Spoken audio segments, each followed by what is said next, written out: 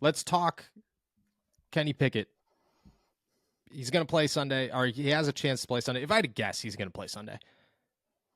Nick, you look at Kenny Pickett.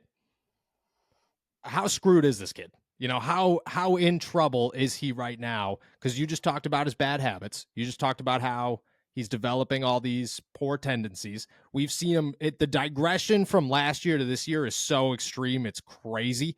And what happened in the preseason, I have no idea where it went to. How in trouble is Kenny Pickett? How quickly do you have to reverse the tide before it becomes an issue where you're Zach Wilson or you're whoever? You can name a dozen first round quarterbacks who didn't work out. How quickly do you have to reverse the tide before that's the Pittsburgh Steelers and they're in that same boat? Well, I can't see any plausible reason to bench Kenny Pickett this season. You have to No, just no. ride Yeah, you got this. to rock with them. You got to ride the storm, like at that point. But this next quarterback class, this next one, there's going to be upperclassmen that's going to be very deep within, and that's not even counting the underclassmen that could potentially declare. So it gives that potential quarterback class a really good floor of guys that might have some exploring to do if you're the Steelers. And I'm not saying, move on from Kenny Pickett. I'm saying give him competition and make it clear that, it's not his job. It's Yeah. it's something he has to keep working for. And it's not that I don't think Kenny's working at it. I think he works very hard. I just we have to look at all the things that's wrong with him mechanically ever and just habit wise, and just say to ourselves, can this be fixed? And I just don't know right now. I don't, it's very hard to say. And a lot of times, some of these quarterbacks, people give up on them a little too soon, and maybe they'll find life outside of a new system. And sometimes that's what they need, is a change of scenery. Look at Yeah. Baker Mayfield in Tampa Bay right now. True. Like past season, actually, last year when he was playing with Sean McVay, he was playing his best ball in years, and now he's doing it again with a good offensive system. Like, there's definitely a path to success for Kenny. It's just that he needs offensive he needs offensive integrity within the coordination of it. And the fact that we just don't have it, it is just compounding every single issue with him, and it is making it that much worse. And I just don't know if it's fixable at this point. And I just think you have to change something at offensive coordinator. Like, the bye week is coming up. I know this is not like the first time ever that a coordinator has been fired partway through the season or No. this early in the season. There are definitely ways you can progress your offense. And here's the thing, even if you have some of Canada's play designs, as much as I don't like much of his offense, there's still a way you can sequence it better, and it would work out a lot better for this offense as a whole. And if, let's say Mike Sullivan understands it a little bit more, that's still a net gain, and that's still something you want to work with. Yes, I agree. My thoughts, I look at it like this: like the Steelers' reason for not firing Matt Canada right now seemingly is just, well, we don't do that. That's not the Pittsburgh Steelers way. We heard it with Randy Fichtner. We heard it with Todd Haley. We heard it with everybody. The Pittsburgh Steelers do not fire coordinators. That's not what they do. Not in the middle of a season. Not really at all. At this point, if you fired Matt Canada, you have taken, you have like the integrity, you have missed the point completely. The integrity that you are trying to hold on to as an organization to say we do not fire coordinators, we stick to this standard, is actually eating itself. It's no longer integrity, it is just blindness. And if you changed it, I think everybody looks at it the complete opposite way of what you feel as an organization they're going to look at it as. They're going to look at it, I think the Steelers, I think Art Rooney, I think Mike Tomlin, I think Omar Khan, I think the entire everybody there looks at it and goes, that's a failure. If we fire Matt Canada, we chalk it up as a failure.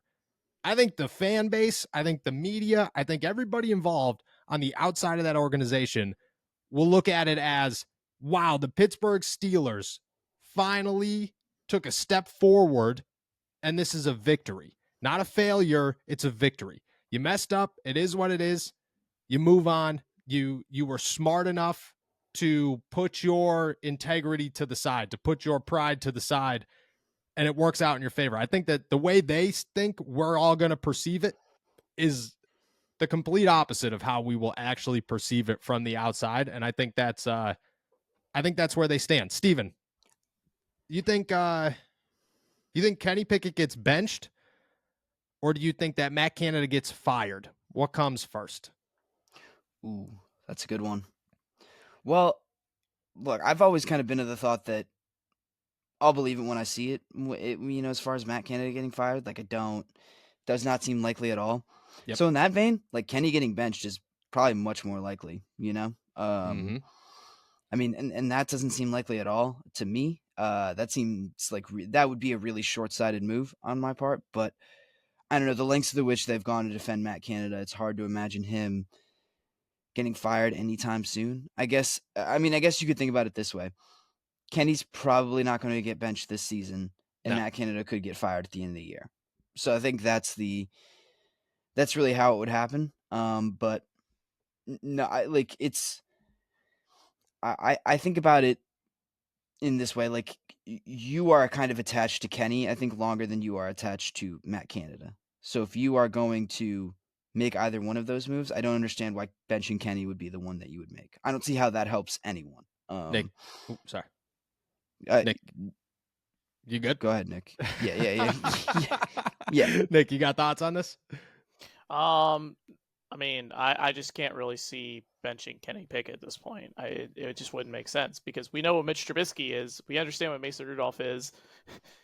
We didn't know what Josh Dobbs was apparently because he's balling in Arizona right now. And I've said it before, but I just don't think this staff, no matter who was involved in the past of drafting quarterbacks, knew how to evaluate the situation because I constantly saw Ben Roethlisberger stand up for a guy like Josh Dobbs, and Dobbs never got his opportunity at all in Pittsburgh. And it rubbed me the wrong way, and I didn't understand how Mason Rudolph was ahead of him for the longest time. It befuddles me, and I also think about the fact that they drafted Mason Rudolph in the 3rd round, and they could have had Lamar Jackson in the 1st round that year. Yep. Just decisions that baffle me to this day and just makes me question their ability to evaluate quarterbacks. Their ability to evaluate a lot of things. I mean, that's the biggest knock on the Pittsburgh Steelers, and it has been on Mike Tomlin, but also like I think Omar Khan changed his tides a little bit, but Kevin Colbert near the end there was struggling a lot with that. But Mike Tomlin's biggest knock is, I mean, you stick with guys too long, and when it comes to evaluating these key positions, he struggles with a lot. He's great at finding TJ Watt. He'll go find TJ Watt all day long, but he can't find a quarterback and he can't find a corner. And, he struggles.